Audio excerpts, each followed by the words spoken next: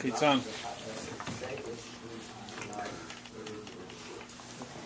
good morning, everybody. And Shiur for coming. We're going to discuss today a challenging sugya on many fronts. Even though it might not be so halachic in its pure sense, but as every sugya of Torah, there's always shivim panim l'Torah. There's always multiple options of how we approach the Torah and how we view it, and many of us might have had one way of how we thought this pshat in the sugya was, and we'll see one pshat today that might not fit with that, or maybe you like this pshat and don't like a different pshat. Meaning, there's what I'm saying today is that not necessarily the way it's for sure going to be. We just don't know, and we'll stay tuned. Be'ezer Hashem, we'll find out very soon, and I'm happy to be proven wrong. Be'ezer Hashem, here be a maintenance. Let's go through the sugya. Here we go. Tanar Rabbana, the Gemara Seches Nida tells us follows a fascinating halacha. Beged she'ava ba klayim. You have a garment that in it was a strand of klayim. Let's say the main part of the beged was linen, and a woolen string is somewhere in there, but you can't find it now. It's not discernible, and it's lost. But you don't know what to do with the beged now because it's shatnez. You're not allowed to sell this garment now to a goy, because the goy might go ahead now and sell to a Jew. We're not going to realize it as shatnez, so you can't give it to a goy. You can't make it as a saddle for the donkey, because sitting on shatnez could also be a problem in certain cases. What could you do with this garment? You shouldn't throw it out. You should be resourceful and use it to make burial shrouds. Amar Rav Yosef, says Rav Yosef, Zayis Amaris, this comes to teach us the halacha of Mitzvos betelas la'aseh lavai, that in the future Mitzvos will be batal, because we see here that we have a mace, we've dressed them up in tachrichim, and we're not concerned for the Isser of Shanis. Rav Yosef deduces from here that in the future la'aseh lavai, Mitzvos will be batal. Amalei Abayis, so Abayis says to Rav Yosef, Yitem Rav Dimi, some say Rav Dimi said, Va'am Rav Moni, Am Rav Yanai, they say in the name of Rav Yanai, Lo Shanu El Saptoi, that's only when they're eulogizing him, while they're giving him the hesped, you're allowed to dress him in these shatnez burial shrouds, but to actually bury him in the shrouds, Aser, it'll be Aser. No, we learned on this that what you're saying is not correct. Rabbi Yochanan taught us even for kfura, even for burial, you're allowed to put a person in these tachrichim. Rabbi Yochanan the Tamed, Rabbi Yochanan according to his reasoning, to Rabbi Yochanan teaches us what does the pasuk mean when it says that the people who pass on, the mesim, are chafshi, they're free? The Gemara darshans kivan shemeis. Once a person passes on, adam nasa chafshim min mitzvahs. Kivan shemeis adam. Once a person passes on, nasa chafshim min mitzvahs, he becomes completely free, quote unquote, of mitzvahs. So here we have a Gemara telling us that if you have a garment that has some shatnez in it, but it's not discernible, so you can't just take the shatnez out. That would be the easy fix. So instead of wasting the garment, instead of throwing it out, you can make burial shrouds out of it. And the Gemara says not a problem of making tachrichin, of making burial shrouds out of a garment that has shatnez in it, even though you're putting it on a Jewish person. First, the Gemara says because the principle of mitzvahs betelas la'aseh lavai, the mitzvahs in the future won't be binding. Simply, that means they'll be abolished, or they won't be applicable. The Gemara concludes that once a person passes on, he becomes chafshi min mitzvahs, he becomes free of mitzvahs. Just as a side, before we go further, this year not really going to talk about so much about tachrichim, but when Rabbi Zon was here back in January, Rabbi Chanan Zon, the head of the National Chevra Kadisha, so I was speaking to him about different things that come up by preparing a mace. So he said there's a fascinating Mar Malcolm for why we specifically use tachrichim of linen, of pishton, when it comes to preparing a mace for burial. And he told me to look up in the Yalkut Mamlayas on Yeshua, where the pasuk there is talking about when Rachav was hiding Yeshua and the spies who came.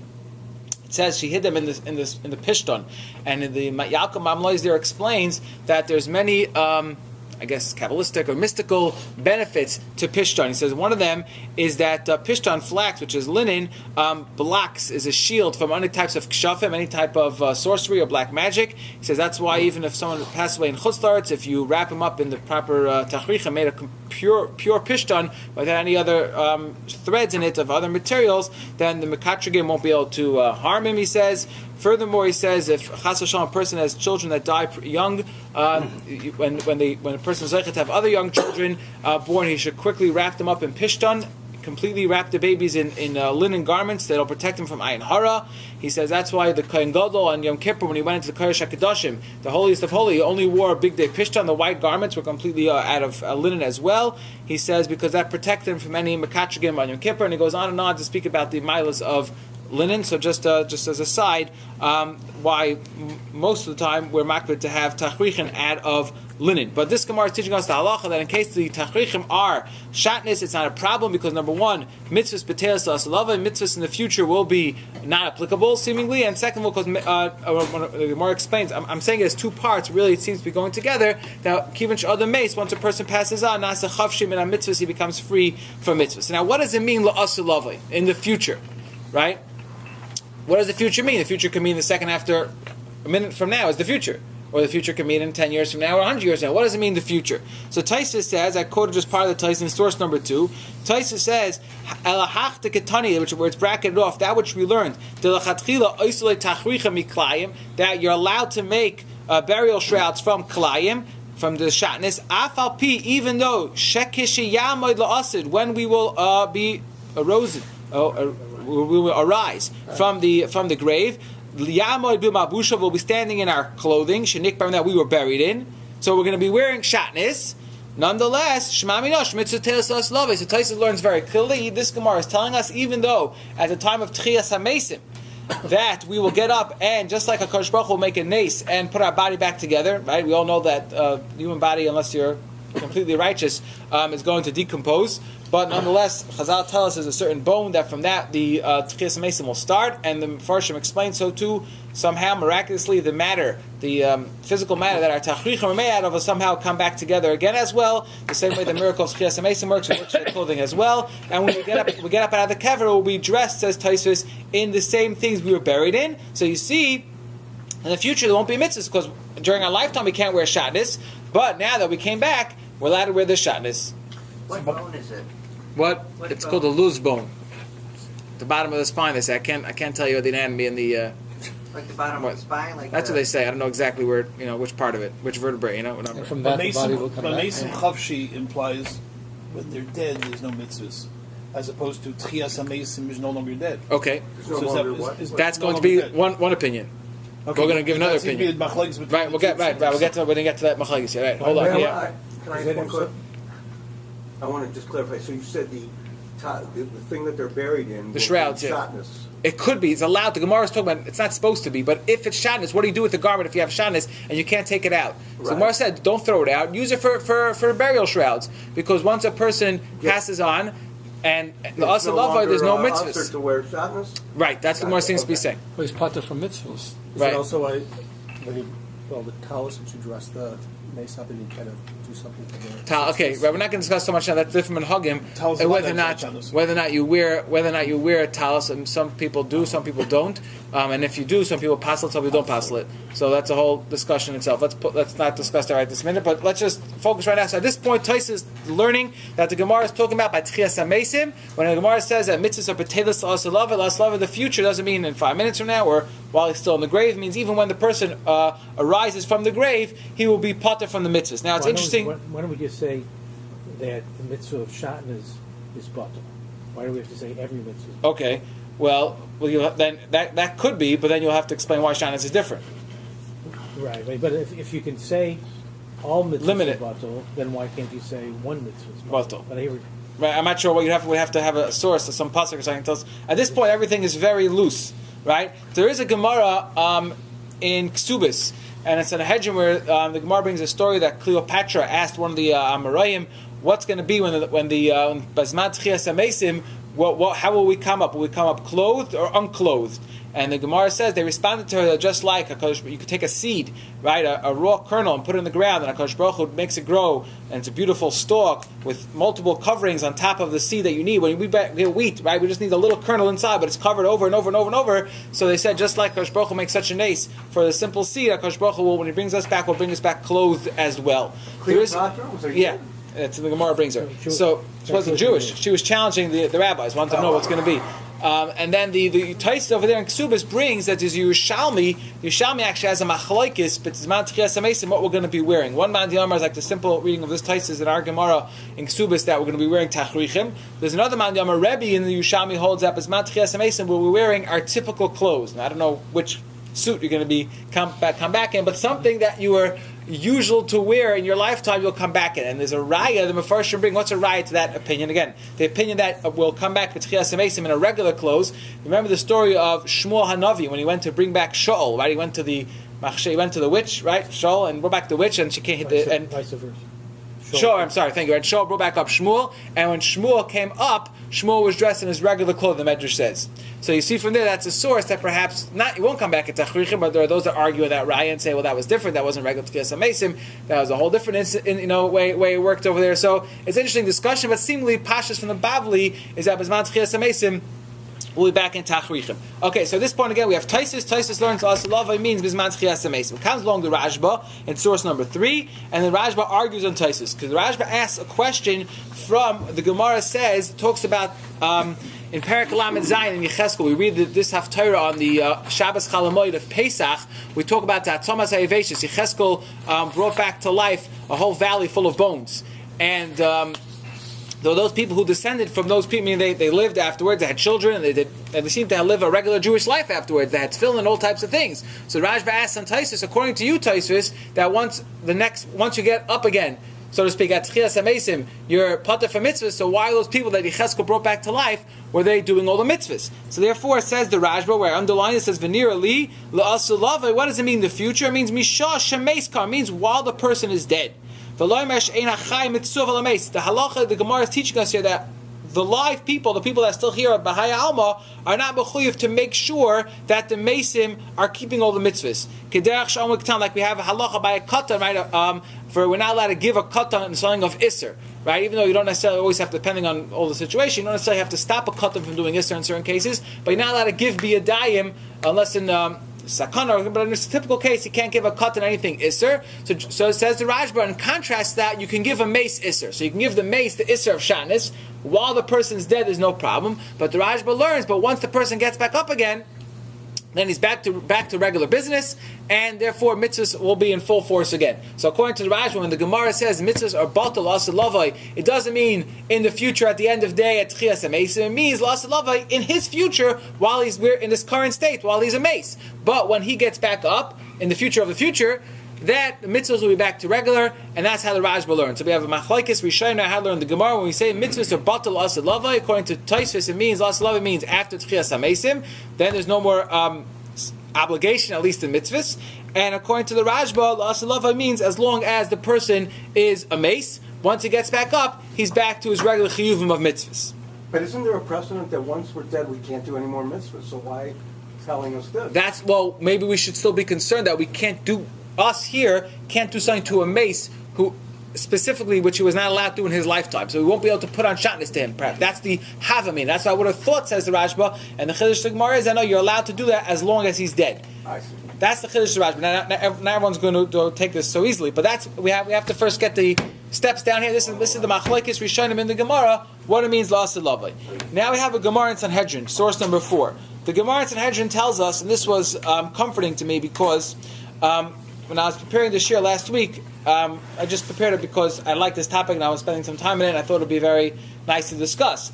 But then, when I got to this Gemara in Sanhedrin, I was very comforted because the Gemara in Sanhedrin is about to bring a pasuk from this week's Parsha to prove one way or the other. So from this upcoming week's Parsha, Parshas Korach, we'll see in a minute. The Gemara says, Amar Rabbi Yochanan teaches us, Minayin l'tchias hameisim min haTorah. From where do we know in the Torah that there's such a concept that the dead will come alive? The tchias hameisim. Shneimar, the pasuk says in this week's Parsha, towards the end of the parsha, v'nasata mimenu es trumas Hashem la'aron hakohen. The pasuk there is talking about the mitzvah of trumas meiser, that the Levi, once he gets his meiser, then has to go ahead and give another portion to the kohen. So the pasuk says, just like the regular Yisrael has to take off truma, so too the Levi takes off truma. Kain terimu gam atem trumas Hashem mikom asrei seichem. The pasuk says, from all your meiser you receive, you have to give to the kohen, and the pasuk says you give it to Aaron hakohen. The Gemara asks, v'chi Aaron la'olam kayim, is Aaron going to be living forever? Meaning, in the Midbar, this wasn't applicable. When was these mitzvahs going to kick in?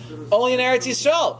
Aaron HaKohen is not going to be in Eretz Yisrael. So what's the pasuk telling us? Give it to Aaron HaKohen in Eretz Yisrael. It says the Gemara, V'lo nichlas Eretz Yisrael. Aaron HaKohen didn't merit to enter land of Israel. Sh'noisen like truma, that we should give him truma. Elam Alamid, this comes to teach us she'asid lachios, that Aaron HaKohen is going to come back alive. V'yisrael nois like truma, we will give him truma. Mikan, from here we see it Tchias HaMeisim in Torah. Says the Gemara, one of the proofs, the Gemara has a bunch of proofs that we see the concept of Tchias HaMeisim, even though the Torah we know never explicitly speaks it out.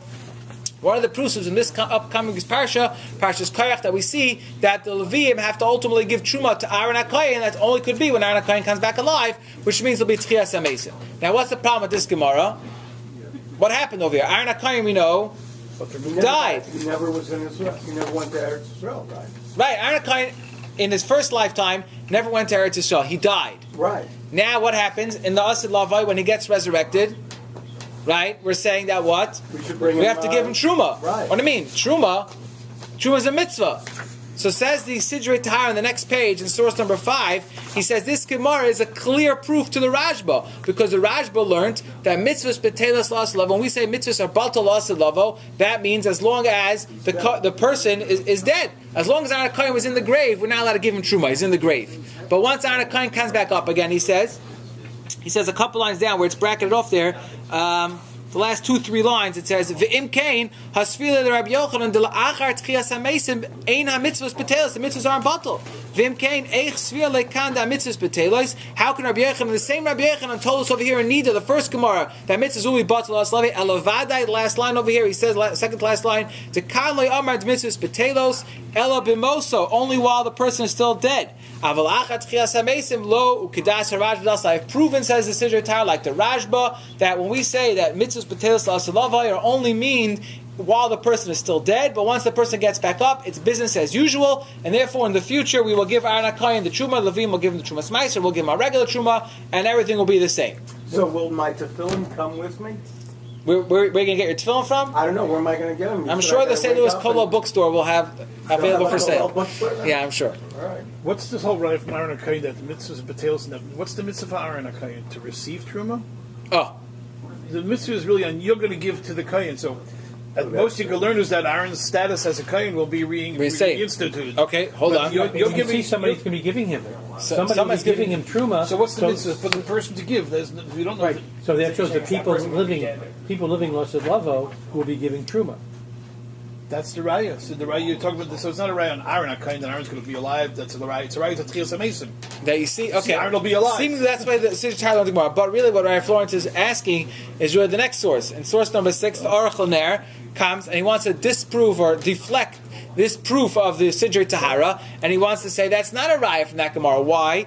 He says, first of all, he says, where it's bracketed off, I'm sorry for the older print that was available to me, he says, he says, there's no raya neged Taisvis and for the Raj. The Balav Hachi, he says, Kasha Ma'oid. Kivan Dalachat Chias Hamesim ain't Sham Achila V'Shtia K'Amina Gemara. There's other Gemaras which we're going to go through now that seem to imply that after Chias Hamesim we're not going to be the same old physical self. We're not going to have to sustain ourselves on our regular steak and potatoes. We'll be living on a much higher spiritual level, and we won't need all the regular calories, the 2,000 calorie diet that we have today. We'll be on a spiritual diet. So what do we have to give all this physical food to Aaron HaKohen for now? What are we doing? We don't need the physical food. We're living on some spiritual type of man. He says, Im Kain, Eich Shaykh Truma Lechol. What does it mean that we're giving Truma to Aaron HaKohen? That's his first question. He says, V'lechein, he says, it's 4 or 5 lines down, he says, Nir Lanias Daiti, Al Pi Mad Armina Yuma. We have another Gemara in Yuma which tells us, Ketzen Malbishin Lasalava. The Gemara there is discussing how Moshe Rabbeinu, when he first inaugurated the Mishkan and the clothing of the Kohanim in the Midbar, how exactly he dressed Aaron and his sons. So the Gemara says, what's an afkamina? An afkamina is to be in the future when we re-inaugurate the third base of Mikdash. How exactly we have to do everything? We have to do the same way Moshe Rabbeinu did it. So the Gemara says, "What do you mean? Who cares?" When Aaron and his sons and Moshe come back, we'll ask them. We don't have to discuss it right now. It's only going to be Nogea in the times of the third base of Mikdash. Meher b'yameinu. At that time, we'll have them here. So the whole discussion is moot, says the Gemara, and we'll just ask them when they show up. We don't have to have this discussion. So he asks, Pshita the Gemara, it's simple to this Gemara, the Keshebana base HaMikdash, when we have the third base HaMikdash, the Yashav HaVayda, and we have it starting to start the service again in the base HaMikdash, Yakumu Moshe, Aaron Ubanav, Moshe and Aaron's sons will be back. B'tchias HaMesim. Even though it's not yet the time for Tchias HaMesim. Let's just digress for a minute. There's going to be multiple stages, Be'ezus Hashem, when we have our final redemption. We just kind of usually just mish it all together and say, well, Tchias HaMesim, Beis HaMikdash, and we'll live happily ever after. Mashiach will come, right? But really, there's different progression. There's a stage here. First, Navi is going to come. He'll be Mavasir the Geula. Then we will start getting ready for things. We'll have to obviously follow the direction of the Gedolim. I can't tell you exactly how it's all going to work, but Eliyahu Navi will come, we'll start packing our bags and get ready to go. Mashiach will come, we will start setting up the Beis HaMikdash. There'll be wars happening, whatever exactly will be going on.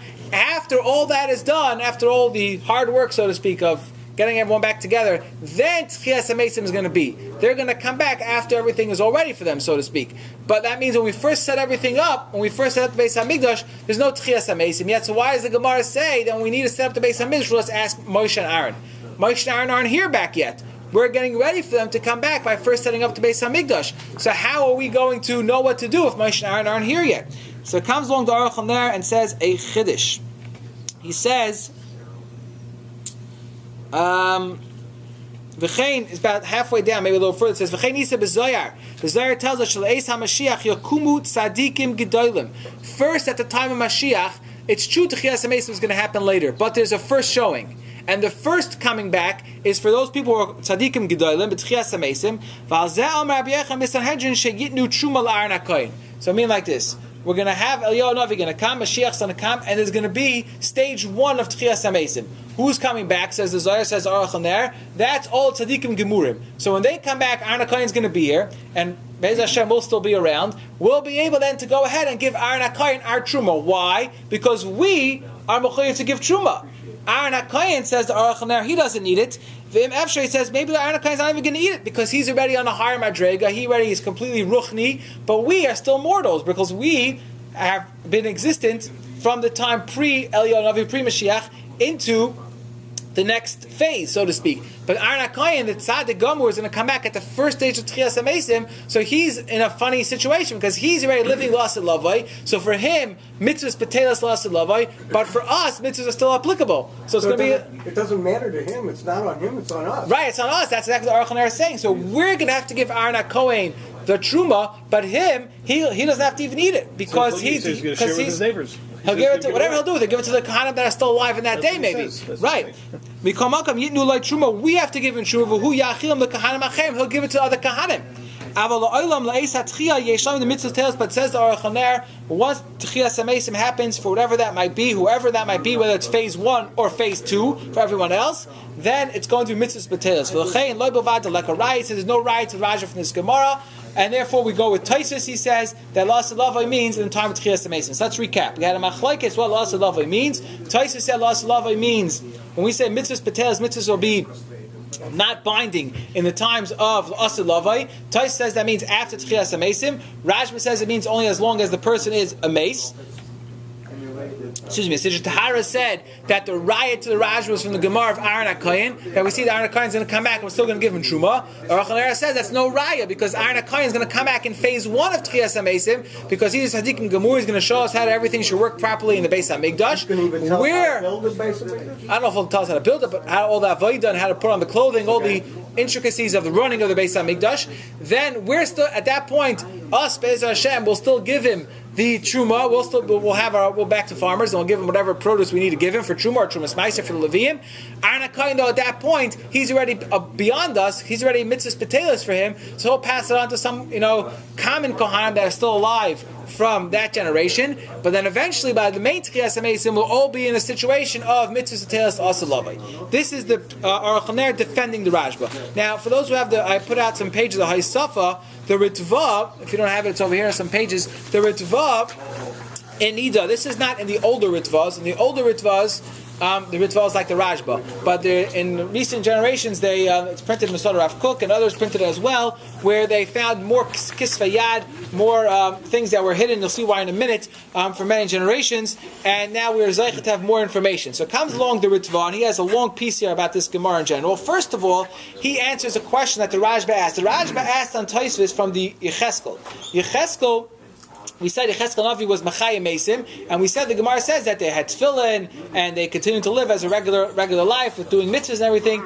And he asked that as a question on Taisvis. So the Ritva says that's not a question because when we say L'Aseh Lavai, we mean the real L'Aseh Lavai. What Yecheskel did is true. Yecheskel brought back Mesim, but that's not really L'Aseh Lavai. That was just a miracle that he performed. Therefore, they're still Chayav mitzvahs because they're still living in a tkufa of full kiyum mitzvahs. That's what the Ritva learns. But then he says in the beginning of the paragraph there where I just copied it, it's underlined. It says V'im lachsheich min mitalmidei Yeshu. If you're going to tell me that from the students of Yimach Shemai V'Zichroi, that's what it stands for, right? Yashka.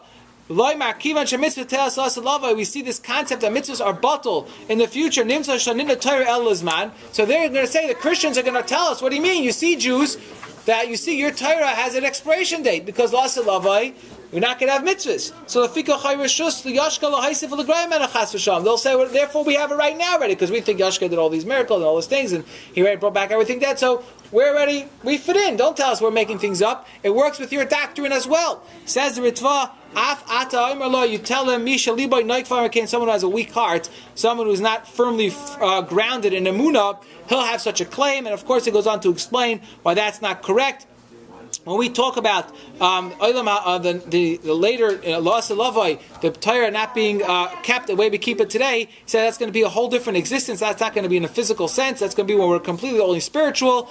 After the Zman of the great Tchias HaMesim, that's what it means, Mitzvah Teres loss of Lavoi, and therefore he dismisses all the Christian scholars. That's why this part obviously was censored for many generations. But then he continues and he says, he quotes the opinion of the Rashba. He says, where it's underlined again later on, he says, Aval miktas rabbaisi yesh aibrim mefarshim, some of my rabbeim taught me, ki ha-mitzvahs einem b'telas ha'olam, there'll never be even loss of lavoi, the mitzvahs won't be batal, va'afilu zman tchias hamesim, u'masha amru b'kan mitzvahs b'telas loss of lavoi, ein ela shir misa. It's only at the time when a person is dead, that's when there's no, and this is the opinion of the Rashba like we saw before, and he goes on a great length to discuss the Rashba. At the end, where towards the bottom of the left column, where underlined it again, it says, "V'kama hikshisi lefanav." I had many questions. I asked the Rashba. I was very bothered by the Rashba pshat. Number one, I said, "Chada." The Ritva asked the Rashba, "The lishna the mitzvahs b'telas lasalavai ain b'mashma." The implication of the words mitzvahs are batal in the future doesn't fit in as well with the Rashba. The Rashba says it's not batal really in the future. It means that they're batal while the person is dead in the near future, but not in the long-term future. He says that's not the implication of the words. It teaches that really the chiddush is that we're not obligated to take care of the mason like we would take care of a katan. Just like we said that you can't give a katan iser, the Rashba you can't give a mace iser. The Ritva says that's not the mashmois, that's not the implication of the simple reading of the words. Number two, he says, "V'oid heich yala adas." That how can you say that Rabbi Yanai held that once a person is nifter anu mushar love, you would think that the other opinion would be that we are obligated to make sure mace doesn't have shanis or doesn't have averis.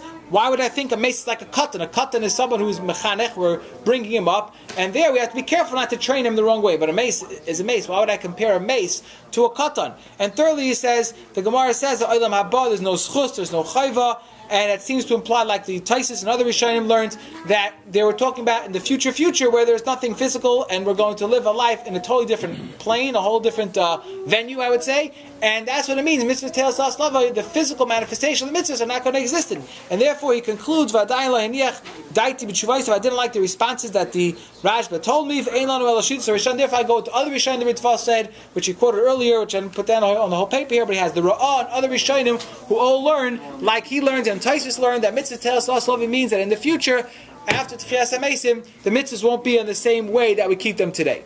So we have a Machlokes Rishonim, Taisus, the Rashba, we had the Ritva defending Taisus, and we had two Achronim, each one wanted to bring a Raya to each one of the Rishonim. So where are we up to now? The Shulchan Aruch.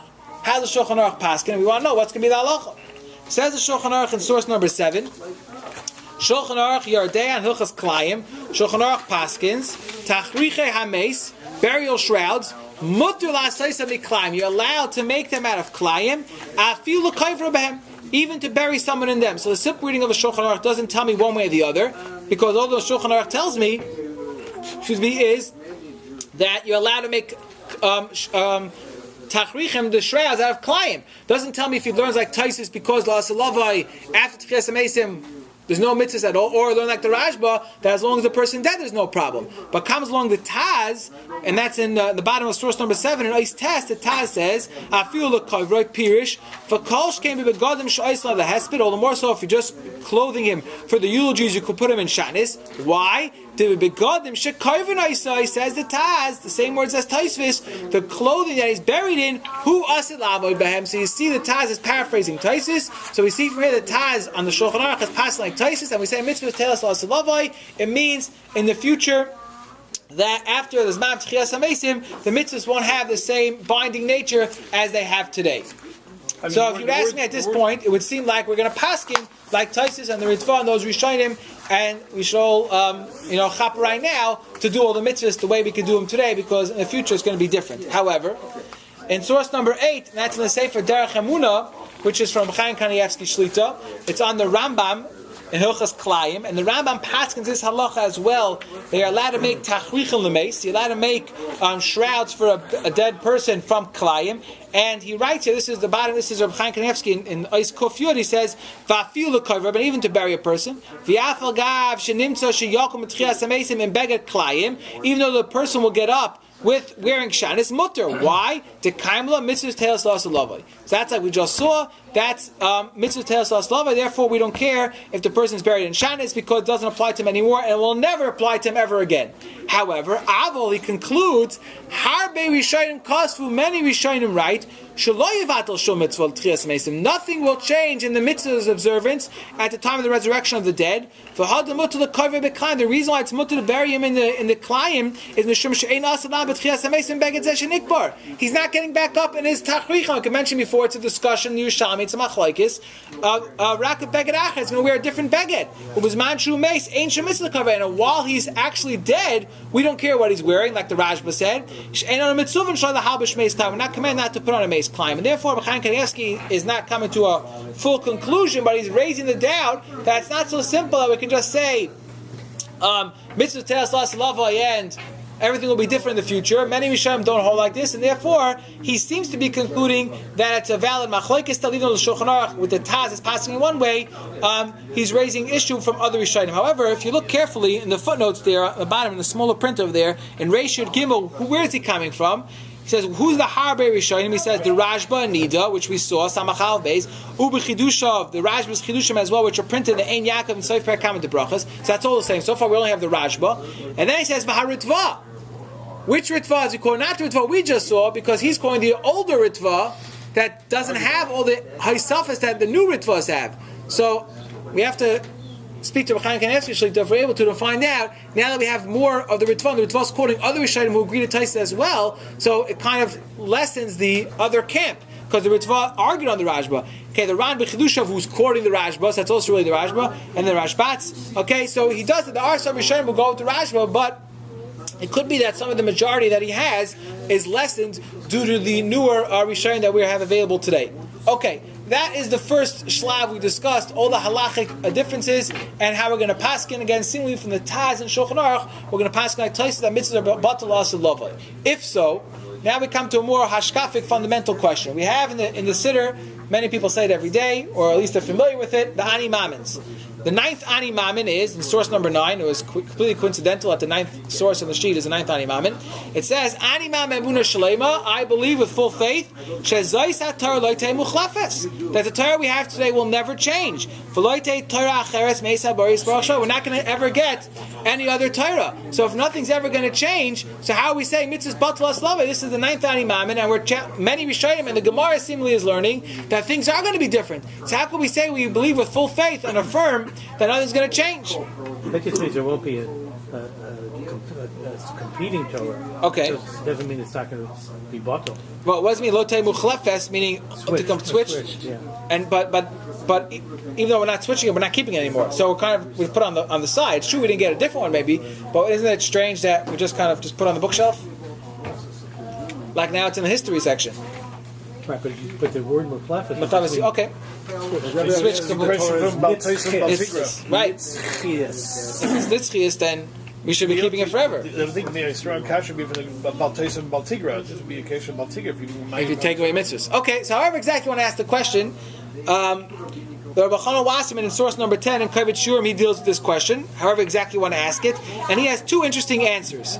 He says in the first paragraph there in Aleph, a couple lines down, he says, V'yesh shleimar, last words, the fourth line down, he says, V'yesh shleimar, the kavana of this side of our belief is, Shedinei HaTorah lo yishtanu mikfi shneir b'sinai de Moshe Rabbeinu alav Hashem. The din of the Torah are never going to change from the way it was taught us from Moshe. The gam zeh ner b'sinai, and this is also part of the tradition that we got at Sinai, Lavo, you and mitzvahs b'telis. Part of our tradition is that it's going to stop at this Mount Tchias HaMeisim.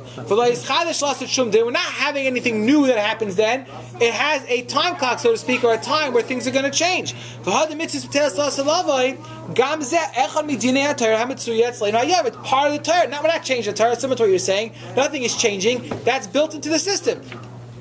We celebrate Sukkot time, and Bisman HaMashiach we celebrate whatever we're going to celebrate then. It's just not going to be the same things we're celebrating now. It's not changing. There's a system in place how it's going to be. That's the first pshat of Rabbi Chanan. In the second paragraph, Rabbi Chanan Wasman offers another pshat. He says, another pshat we can say is, Eina Kavon, I'm just paraphrasing some of the lines there, Dazman Shalas Lava Goyim Sheis Batal Mitzvahs. No, it's not that, like I said before, that the time of the future will make that the mitzvahs change. Ela Shamesim Sheyichyu, people who died and come back alive, you Peturim mitzvahs, they are potter from mitzvahs. The Gzeres HaKasafu, because it's Gzeres HaKasaf, the mason that we have, a person who dies, that becomes Chavshi from mitzvahs. Kivin Shemeis, Adam Nasa Chavshi min mitzvahs, La'olam Afilu Achash Yichi, even after he has a resurrection. He says the same halach will be nowadays. If you have a person, like we spoke about a few months ago in a Shiur, the halach is a resurrected individual. If you have a person today who completely dies, like the Gemara says, Rabbo, Shachta the Reb Zera, right? According to Rabbi Chanan Wasserman, when Reb Zera had a Tchias HaMesim, he's part of more mitzvahs. And there's a question on that, okay, but according to Rabbi Chanan, at least according to this pshat, Elisha, right, or Eliyahu Navi, they brought back to life different people, right? According to this, Rabbi Chanan, when those people came back to life, they're already living in a whole different, phase of life, or afterlife, whatever you want to call it, and there will be part from mitzvahs that time, according to this pshat, Rabbi Chanan. What is considered dead? It's hard for us nowadays. Right? We don't have the ability nowadays to Tchias HaMesim. We don't have nevuah, so we can't do that. I'm But saying, like, it's not it's not abnormal for someone's heart to stop in the hospital. right, we want to call that person dead. Right, we're talking about Or dead. you call it brain dead. So what is? No, dead means completely dead, without a shadow of doubt. And okay, but I have you to could still clarify. bring someone back. Right, as long as by natural means you could bring someone back, we wouldn't call it halachically dead. For this sense. Okay. In this sense, if we have a natural way to bring it back, we're talking about something being brought back to life in a supernatural way. Okay. And then he says in the next paragraph, on top in Ois Gimel, he says, "V'achiluk ben shnei perushim." The difference between these two perushim, he said, will be based on with a nafkamina of the Radvaz. The Radvaz says it's going to be two phases, like we said before, like the Aruch HaNer learned as well. There'll be two phases in Tchias HaMesim. The first phase will be a select Tchias HaMesim for those people who are upright tzaddikim in their life. And that's the first step. That will be B'mais HaMashiach. They'll come back even before the main Zman of Tchias HaMesim, while things are still getting ready, so to speak. We're getting the Beis HaMikdash set up and things are getting together. They're going to come back already to see all the action. And the second Tchias HaMesim, he says, is the Kol B'ay Olam for the rest of you, us, of Klal Yisrael, L'Yom Adin HaGadol V'Aleh, for the great day of reckoning. He says, according to my first pshat, the Hazman Shel Asad, the future is what's Goyim, this Batal HaMitzvahs, but the days of Mashiach will still have our mitzvahs. So those tzaddikim, according to this, he's saying, that come back in the days of Mashiach, will still have to keep the mitzvahs. But at the second Tchias HaMesim, when everyone comes back and for the full show, then he says that'll be the whole Zman of Las Lava, and then everyone will be potter for mitzvahs. This does not fit in with what we said before from Aruch HaNer, and he'll have to obviously learn that differently. But at least according to Rabbi Chanan, we have this idea of how exactly it's going to play out. A little bit. What are they going to be doing? Well, who's going to be doing? What are we going to be doing after These people after Tchias HaMesim will be on such a spiritual level, will be so absorbed in ruchnius and doing things on a high spiritual level, we won't have to do physical mitzvahs to connect to Hashem. I can't tell you exactly. All I can tell you is don't change the dial. Stay tuned. Just to conclude with the Leshem. The Leshem was a tremendous Mekubal, the grandfather of the late Rabbi Yashiv Zatzal. He is volumes and volumes of Kabbalistic works, but Rabbi Nitzan showed me one piece here where he discussed this idea from a hashkafic standpoint as well.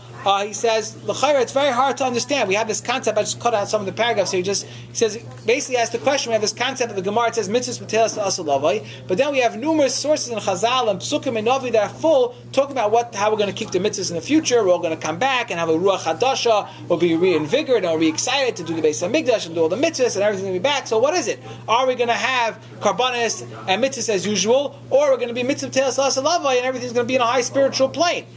What's going to be? So he says here in the second paragraph on the left side, he says, Acha inyan bazeh, the idea here is as follows.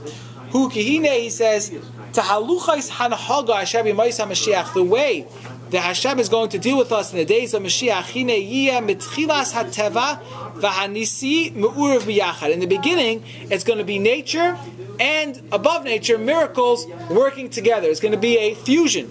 The same way it was when we were redeemed from Mitzrayim. Now he doesn't speak exactly how it worked in Mitzrayim, but there's an Netziv.